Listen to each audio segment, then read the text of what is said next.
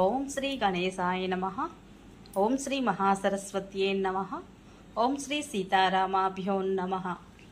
శుక్ల అంబరధరం విష్ణుం శశివర్ణం చతుర్భుజం ప్రసన్నవదనం ధ్యాయేత్ సర్వవిఘ్నోపశాంతయే. గోష్పదీకృతవారాసిం మసకీకృతరాక్షసం రామాయణ మహామాలా రత్నం వందే నీలాత్మజం. రామాయ రామభద్రాయ రామచంద్రాయ వేధసే రఘునాథాయ నాథాయ సీతాయ పతయే నమః. జై శ్రీరామ్. అత్యంత రమణీయమైన అద్భుత సుందర కావ్యమైనటువంటి సుందరకాండ నిత్య పారాయణలో భాగంగా మనం ఈరోజు 58వ రోజుకు చేరుకున్నాము. ఈరోజు మనము 64వ సర్గము ప్రారంభించుకోబోతున్నాము. ఇందులో మనకు సుగ్రీవుని సందేశము ప్రకారము అంగద హనుమదాదులు కిష్కిందకు వచ్చుట, హనుమంతుడు శ్రీరామునకు ప్రణమిల్లి సీతా సందర్శన వార్తను తెలుపుట గురించి తెలుసుకోబోతున్నాము. చాలా బాగుంటుంది, స్కిప్ చేయకుండా చివరి వరకు చూడండి. జయ శ్రీరామ్. వానరుడైన దధిముఖుడు సుగ్రీవుని అనుజ్ఞను పొంది సంతోషపడిన వాడై రామలక్ష్మణులకు సుగ్రీవునకు నమస్కరించెను. రాజైన సుగ్రీవునకు మహాబలశాలురైన రామలక్ష్మణులకును ప్రణమిల్లిన పిమ్మట ఆ దధిముఖుడు సూరులైన వానరులతో కూడినవాడై ఆకాశమునకు ఎగిరెను. ఆ దధిముఖుడు సుగ్రీవాదుల కడకు వచ్చినట్లుగానే తిరిగి వేగముగా పయనించి ఆకాశము నుండి భూతలమునకు దిగి మధువనమును ప్రవేశించెను. అతడు ఆ వనమున ప్రవేశించినప్పుడు వానరులకు మత్తు తొలగియుండెను. వారు లేచి మధుదకములను విసర్జించుచుండిరి. అప్పుడు అతడు ఆ వానరులను అందరినీ చూచెను. వీరాధి వీరుడైన దధిముఖుడు ఆ వానరుల సమీపమునకు చేరి సంతోషముతో చేతులు జోడించి అంగదునితో మృదుమధుర వచనములను ఈ విధముగా పలికెను. ఓ సౌమ్యుడా, వీరు మిమ్మలను వారించినందుకు కోపపడవలదు. వనపాలకులు అజ్ఞానము వలన కోపముతో మీ అందరినీ అడ్డుకునిరి. ఓ బలశాలి, నీవు యువరాజువు, ఈ మధువనమునకు అధిపతివి. మీరందరూ దూరము నుండి అలసి సొలసి వచ్చితిరి. ఈ ఫలములు మధువులు అన్నీయును మీవే. ఇష్టము వచ్చినట్లుగా భుజింపుడు. మూర్ఖత్వము వలన ఇంతకు ముందు తప్పు చేసితిమి. యువరాజువైన నీవు మా దోషములను మన్నింపుము. ఓ వానరోత్తమా, ఇది వరలో మీ తండ్రి వలె ఇప్పుడు నీవు సుగ్రీవుడు ఈ వానర గణములకు ప్రభువులు, మరి ఇతరులు కారు.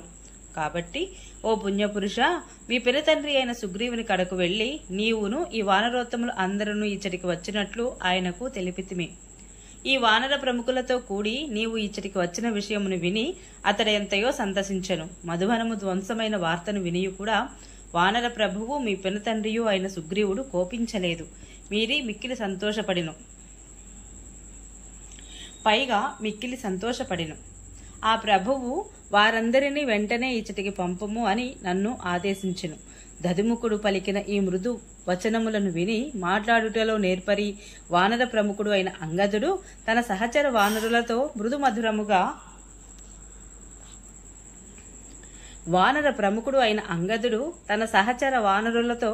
మధురముగా ఇట్లు పలికెను. ఓ వానర యోధులారా, ఈ వృత్తాంతమును శ్రీరాముడు కూడా వినియుండునని భావింతును. ఏలననగా దధిముఖుడు సంతోషముతో ఈ సందేశమును తెలుపుటను బట్టి నేనట్లనుకొనుచున్నాను. ఓ వీరులారా, కార్యసిద్ధి అయిన పిమ్మట మనము ఇక్కడకు ఒక్క క్షణము కూడా ఉండరాదు. వానరులందరూ ఇచ్చానుసారముగా మధువులను సేవించి బడలికలను తీర్చుకొని ఉన్నారు. ఇంకను మనమిక్కడ పని ఏమి? ఇక మన ప్రయాణములో ఇక సుగ్రీవుని వద్దకు వెళ్ళుటయే మిగిలియున్నది. ఇంకా మన ప్రభువైన సుగ్రీవుడున్న ప్రదేశమునకు శీఘ్రముగా వెళ్ళుటయే మన కర్తవ్యము. ఓ వానర యోధులారా, నేను మీ ఆధీనములో నున్నవాడను. మీరందరూ కలిసి కర్తవ్యమును నిర్ణయింపుడు. మీరు చెప్పిన ప్రకారము దానిని నేను ఆచరించును. నేను యువరాజునే అయినప్పటికీ మిమ్ములను ఆజ్ఞాపింపగలవాడును కాను. మీరు కార్యమును సఫలమునర్చుకొని వచ్చినవారు. మిమ్మలను నేను శాసింపదగదు. అంగదుడు వచించిన ఈ మంచి మాటలను విని వానరులందరూ సంతుష్టులై ఇట్లు నుడివిరి. ఓ వానరోత్తమువైన ఓ యువరాజా, సామాన్యముగా ప్రభు అయిన వాడెవ్వడును ఐశ్వర్యమదమత్తుడై నేనే సర్వాధికారిని అని తలంచునే కాని ఈ విధముగా నమ్రతతో పలికిడివాడు లేరు. ఇట్లు నుడువుట నీకే తగును. ఇతరులకు ఇది అసాధ్యము కూడా. భవిష్యత్తులో నీకు కలగనున్న మహాశుభములకు ఇది సూచకములు.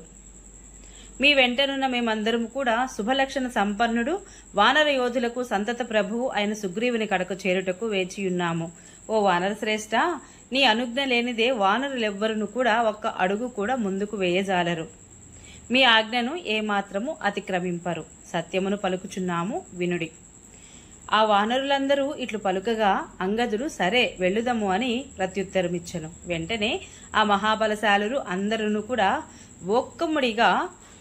మూకుమ్మడిగా ఆకాశమునకు ఎగిరిరి. ఆ వానర యోధులందరూ ఎగురుచున్న అంగదుడిని అనుసరించుచు యంత్రములచే పైకి చిమ్మబడిన పర్వతముల వలె ఆకాశమును ఏ మాత్రము ఎడమ లేకుండా వ్యాపించియుండిరి. అనగా ఆకాశమంతటను వారే కనపడుచుండిరి. యువరాజైన అంగదుడు కపివరుడైన హనుమంతుడు ముందుకు సాగిపోవచుండగా మిక్కిలి వేగము గల ఆ వానరులు వారిని అనుసరించుచు రివ్వున ఆకాశమునకు ఎగిరిరి. వాయువుచే నెట్టబడుచున్న మేఘముల వలె మహానాదములను వనర్చుచు పురోగమించిరి. అంగదాదులు తమను సమీపించుచుండగా చూచి వానరేంద్రుడైన సుగ్రీవుడు సముగా మిక్కిలి దుఃఖమగ్నుడయ్యున్న శ్రీరామునితో ఇట్లనెను. ఓ రామా, సీతాదేవి కనపడినది, ఇందులకు సందేహము లేదు. ఊరడిల్లుము, నీకు భద్రముగా చూడుము. ఇదిగో అంగదాదులు రానే వచ్చినారు. ఓ శుభదర్శన, అట్లు కానిచో గడువు మీరిన పిమ్మట వారు ఇచటికి వచ్చుట అసంభవము. అంగదుని అమితోత్సాహమును బట్టి నేనిట్లు తలంచుచున్నాను. కార్యము సఫలము గానిచో మహాబాహువు వానర ప్రముఖుడు యువరాజు అయిన అంగదుడు నా కడకు వచ్చి ఉండేవాడు కాదు. ఒకవేళ వానరుడు కార్యమును సాధింపకయే వచ్చి మధువనమును భగ్నమునర్చినచో అంగదుడు దీనవదుడై భ్రాంతిచే మనసు కలత చెందినవాడై ఉండేవాడు.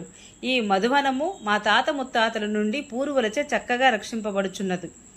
అట్టి మధువనమును దుఃఖితుడైన అంగదుడు ధ్వంసము కానీయడు. ఏలననగా అంగదుడు బాధ్యత గల యువరాజు కనుక.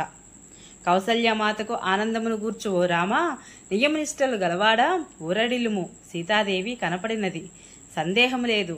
ఆమెను హనుమంతుడే దర్శించియున్నాడు. ఓ ప్రజ్ఞాశాలి, ఈ కార్యమును సఫలమునర్చినది మరెవ్వరూ కాదు, హనుమంతుడే యుండును.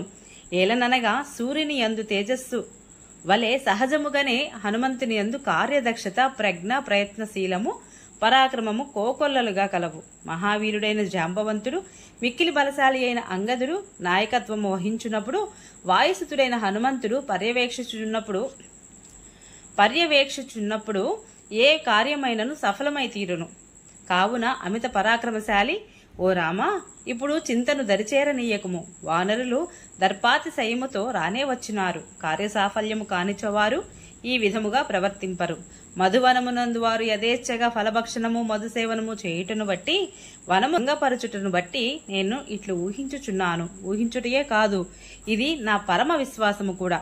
పిమ్మట హనుమంతుడు సాధించిన కార్యసాఫల్యమునకు గర్జించుచున్న వానరులు కిష్కిందకు సమీపించుచు తమ కార్యసిద్ధిని గూర్చి ప్రకటించుచున్నారా అనున్నట్లుగా ఆకాశమునందు కిలకిలారావములను గావించిరి. అనంతరము వానర ప్రభు అయిన సుగ్రీవుడు కపీశ్వరుల నినాదములను విని వాలమును నిటారుగా పైకెత్తి తన పరమానందమును ప్రకటించెను. ఆ కపులను వానరోత్తములైన అంగదుడిని హనుమంతుని ముందుంచుకొని శ్రీరాముడిని దర్శించు కాంక్షితో వచ్చి వాలిరి. మహావీరులైన ఆ అంగదాది ప్రముఖులు మిక్కిలి ఆనందముతో పొంగిపోయిను. కపిరాజైన సుగ్రీవుడు పురుషోత్తముడైన శ్రీరాముడు ఉన్న ప్రదేశమునకు దిగిరి. మహాబాహువైన హనుమంతుడు సాష్టాంగ నమస్కారము అనర్చి సీతామహాసాధ్వి క్షేమముగానున్నది అని శ్రీరామునకు నివేదించెను. కనుగొంటిని సీతమ్మను అంటూ అమృతతుల్యమైన వచనములను హనుమంతుని నోటి నుండి విని రామలక్ష్మణులు మహదానంద భరితులై హనుమంతుడే కార్యమును సాధింపగలడు అని విశ్వాసము గల లక్ష్మణుడు సంతుష్టుడై గౌరవాధర్ములను కూర్చుచు తన చూపులతో ఆ సుగ్రీవుడిని సంతోషపెట్టెను. శత్రువీర సంహారకుడు అయినటువంటి శ్రీరాముడు సంతోషమును ఓలలాడుచు అత్యంత గౌరవ భావముతో హనుమంతుడిని వీక్షించెను. అప్పుడు హనుమంతుడు పొందిన బ్రహ్మానందమునకు అవధులు లేకుండెను.